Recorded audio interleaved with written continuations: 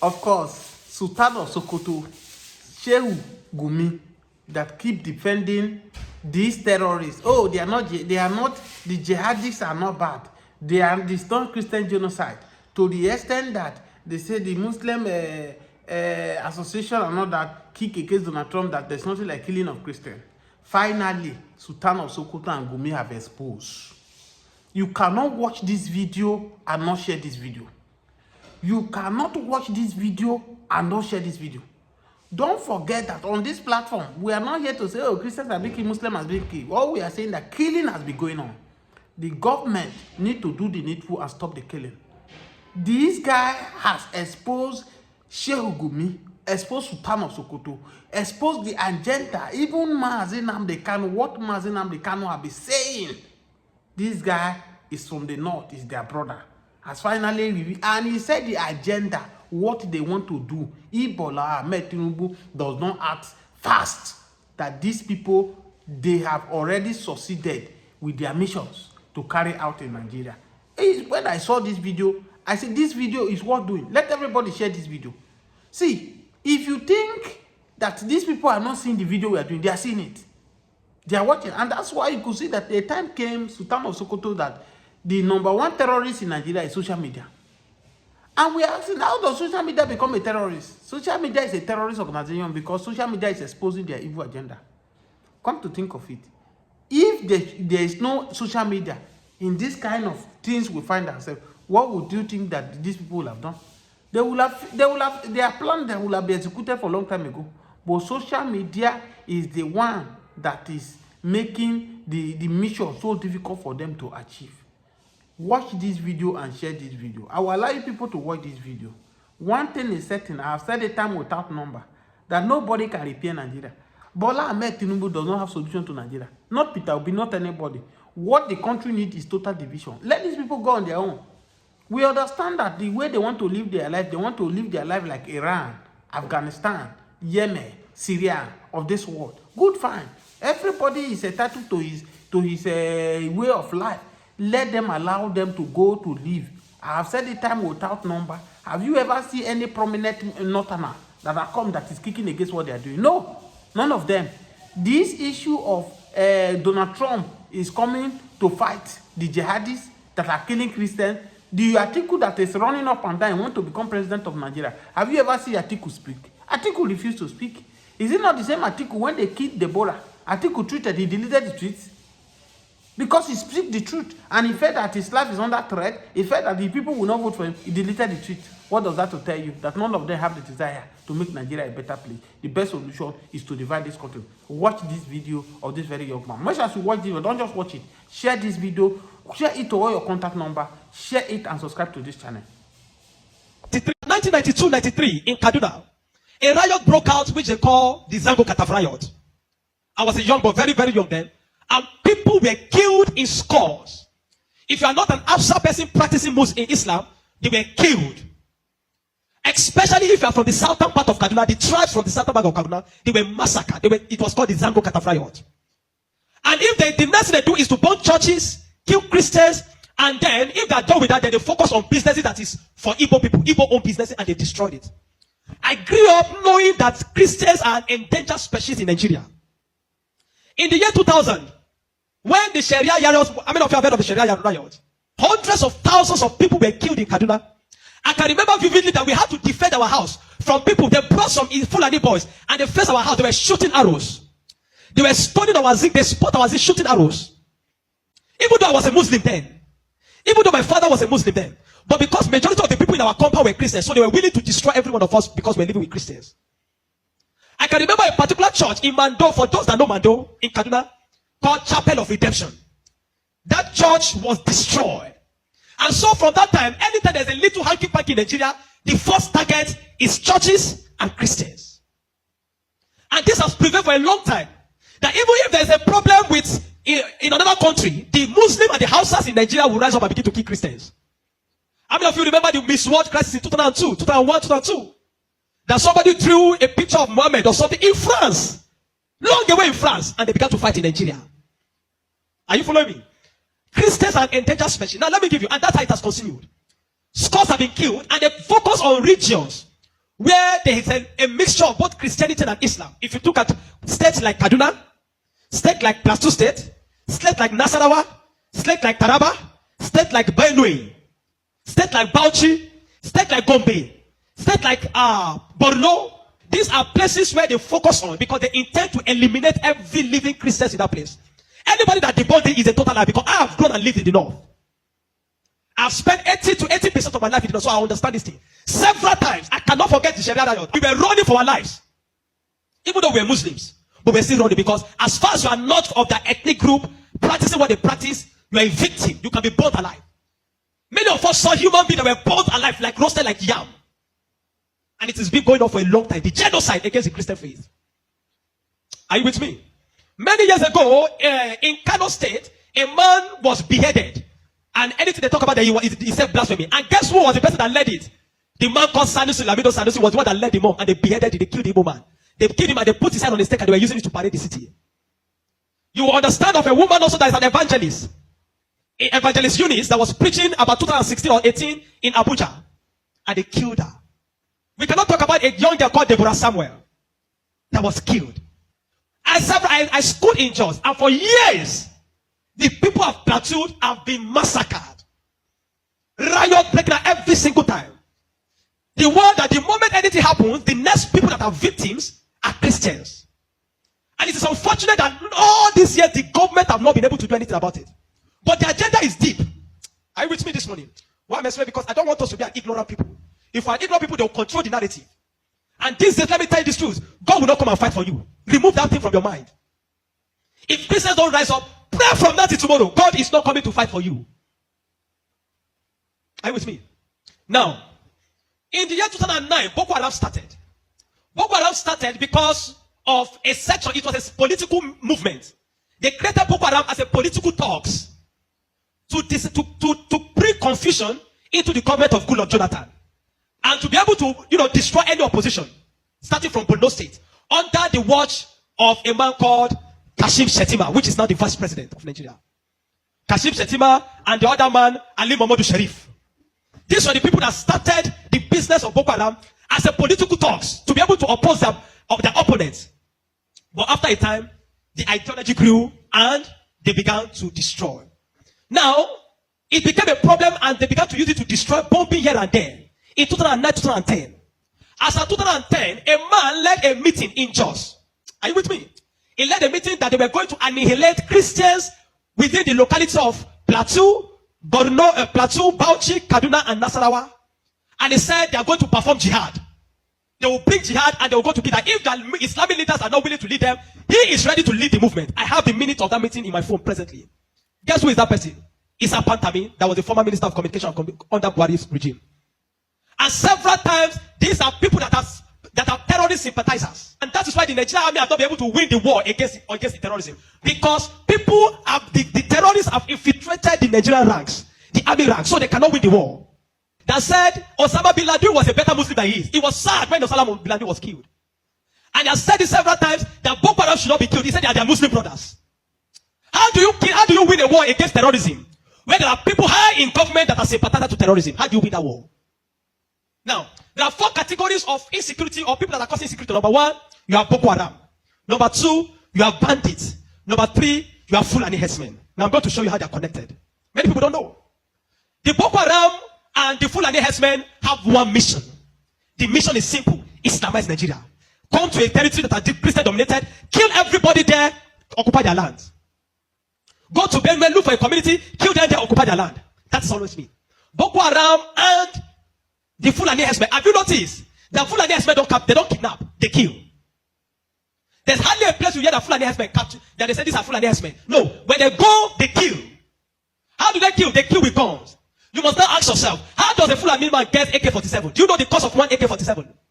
One AK-47 is over $1,000 something. Where will a Fulani man be able to get one AK-47? Are you with me? And now, so you will know that there are people that are sponsoring this movement. Then the Boko Haram and the Fulani, they go about Christian-dominated areas. You will understand that when this terrorism started in Nigeria, that only people that were killed were Christian churches. You will not hear that they killed anyone. It is Christians and churches. I remember in Kaduna then, that churches began to look for security men to guide their churches in every service day. Otherwise, you can be in church and then the next is boom, everybody dies. And churches that don't have money to hire soldiers began to use some of their members. I was a member of the security team in my church in Deeper Life in Kaduna in 2010. Because we don't stay in the church. Once I come to the church in the morning, we stay outside, moving around patrolling, because anybody can come and drop anything. So when Boko Haram started, the majority of Muslims, the Hausa, Northern Muslims, the Hausa, they were happy. I know of people that were celebrating it. If you see them crying today, I'll tell you why. At the initial beginning of this thing, they were happy celebrating the killings of Christians. They said they are purging Nigeria of RNA. It was majorly on Christians and Christian-dominated areas. But when it comes to 2014, the man Buhari and APC that wanted to overthrow the government of Jonathan, by all means, decided to employ mercenaries from Niger, from Chad, from all those Fulani, from other African nations where they're Fulani, and they brought them into Nigeria. What was the goal? The goal was that if Jonathan does not concede defeat in the election, they were going to rain hell on Nigeria. So they brought in these mercenaries, and they equipped them with rifles, the Erufais, the Buharis. Are you with me? The Erufais, the Buharis. Every one of these people called APC, they brought in mercenaries and armed them in the bushes and told them to wait. The moment Jonathan did not concede defeat in the election, they were going to start. But unfortunately for them, Goodluck knew of the assignment. He got intel about it, and because the man said his ambition does not want the blood of millions. So the man conceded defeat and left. And so they declared APC winner. Now, you have already brought people from different parts to come and fight. But what they wanted to come and fight for did not achieve anymore. So now they left those people in the bush. They left them with guns and ammunition in the bush. And when Buhari became the president, he abandoned them. Instead of them to settle them and let them go back, they abandoned them. And the people saw Nigeria as a place that is good. And the people decided to remain in Nigeria. Those are the people that started bandits. Before, we don't have anything like bandits. Banditry started under the watch of APC, under Buhari, because they were the ones that brought them in. Kidnapping, because they needed to survive. So they started by kidnapping. And they started by kidnapping. And they started by kidnapping. And they started by kidnapping. Over time, now, you understand that there are certain parts of this nation where there are mineral resources. Don't be an ignorant Christian. Follow me. Don't be an ignorant Christian. Don't be in a nation where you don't have understanding of what is happening. Now, there are some parts of Nigeria where there are good resources. And this is have been illegally mined by elites, the military generals, the oligarchs, the people that are the leadership of the North. They were mining these resources, and the money does not go into the federal government account. So what they do is that they employ the services of this banditry to create two things. Number one, to create diversion. So when you go to Zamfara, that's why you hear that they say there is killing in Zamfara now. It's because of the Ilema gold mine. There is gold in Zamfara that they are mining. And so these bandits that are already in the bush, some people collaborate with them, partnered with them, and told them to keep creating confusion, create chaos. When you keep creating chaos, the Nigerian state and the people of Nigeria will not be able to focus on the illegal mining. They'll be concerned about the insecurity. So the insecurity is created as a means of diversion in the north. Are you following me?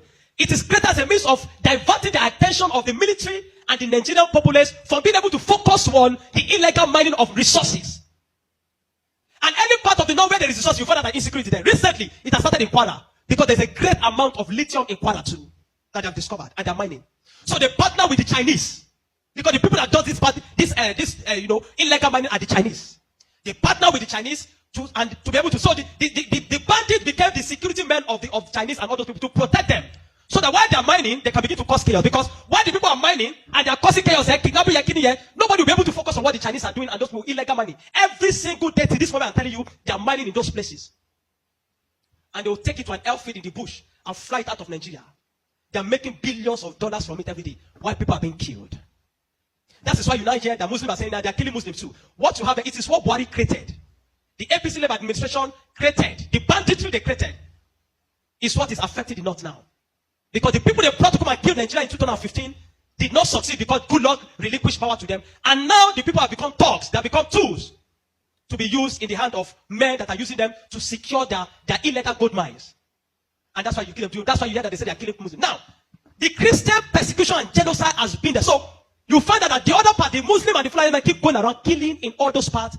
And the Christians and the churches have been silent for too long. This evil has prevailed in Nigeria because the righteous men have been too quiet. If we're ever going to win against insecurity in Nigeria, Nigeria must put two things Nigeria must do. Number one, Sharia law must be completely abolished in Nigeria. Because Nigeria is not an Islamic state. Why will Nigeria, some part of Nigeria, be practicing Sharia? The law guiding them, constitutional law, that believe that if somebody deserves to die because he speaks against his God. Can an Hausa man insult Jesus and I kill him for insulting Jesus? But somebody believe when you speak against Muhammad, you deserve to die. How do you live in a country with somebody that has that kind of mentality? The military have become complicit. They are compromised. Nigerian military cannot win this war. 20 years from today, I'm telling you, 20 years from today, this thing of insecurity will not end because there are people that are enjoying it, benefiting from it, and reaping from it. If Nigeria wants to win this war, partner with America. Let them come and militate.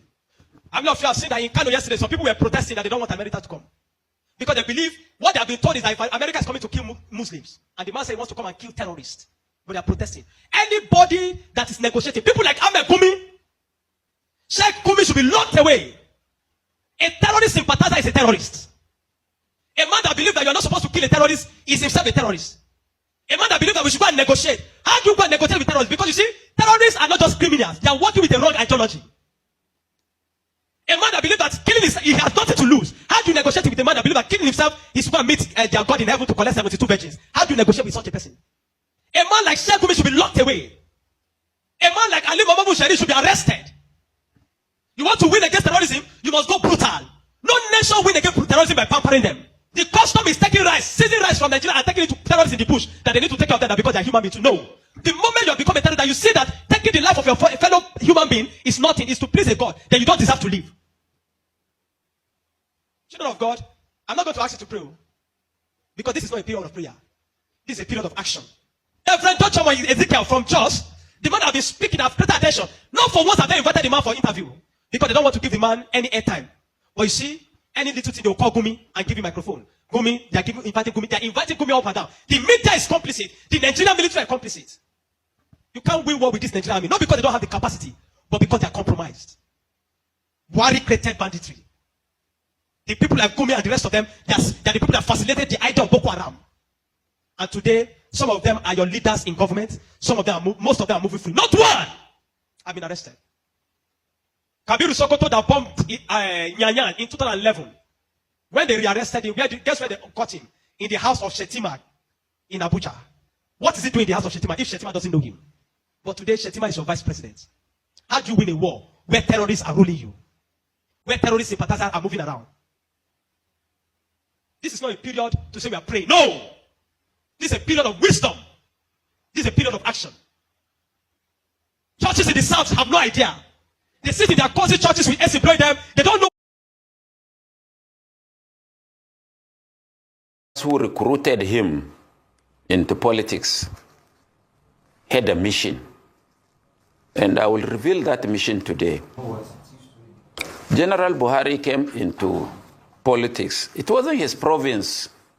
He never liked politicians because he believed we are fake and that we don't mean what we say. But there was an incident that made some of us to recruit him, convince him, and use the other people to convince him to join politics. And even though we had our own agenda, because in 1999 and 2000, the OPC was on rampage in some parts of the country, especially Southwest, and have inconvenienced a lot of people from this part of the country. And to the extent that they mobilized over 500 vehicles to come and invade Ilorin with the sole aim of uprooting what they called Fulani structures in Ilorin. And we felt that was too much. And Obasanjo was doing nothing. President Obasanjo was doing nothing. President Bola Tinubu, then governor of Lagos, was doing nothing. And some of us felt that those group of people were being encouraged by their leaders in position of authority. So how do we stop that? And I called a meeting in Kaduna at Alhaji Bashir Al-Hatu's house in a place called Unguan Kaji, directly opposite the house of General Ibrahim Badamasi Babangida. And some of those we invited included Alhaji Wadanas, Professor Yadudu, Bashir Alhatu himself, Alhaji Yahya Sulehama, and a host of others, about 34 of us. And we sat down to reason, how do we save our people from this OPC menace? So we said, I suggested that we have to, because you remove government through only two ways, the ballot of through the barrel of the gun and through the ballot box. And they said it was impossible to challenge General Obasanjo. That was how Buhari came to our mind.